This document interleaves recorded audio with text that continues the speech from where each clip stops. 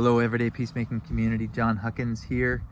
and I am jumping in from our opening retreat of our Journey Home cohort, which is specifically focused on dominant culture men who are seeking to work through the conflicts within ourselves that inhibit our ability to work for justice and for peace and for equity in our communities, in our churches, in our organizations.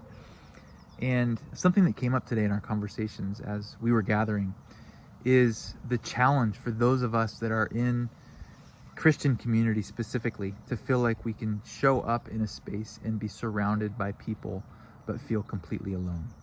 That we don't feel safe to be ourselves in spaces where there's a certain expectation for how we show up, for what we think, for how we vote, for how we live. And one of the common themes that's come up in the last 24 hours for us is to say,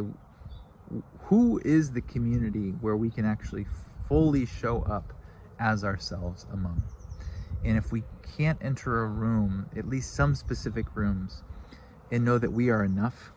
that we are loved just as we are, that we can ask hard questions,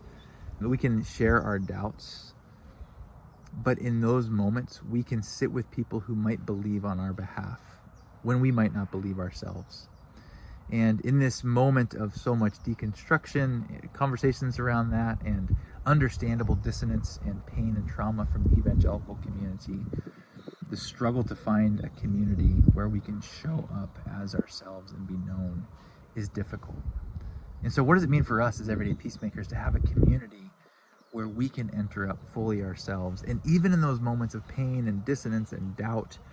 we can experience not only their unconditional love, but even their belief on our behalf when we struggle to have it for ourselves.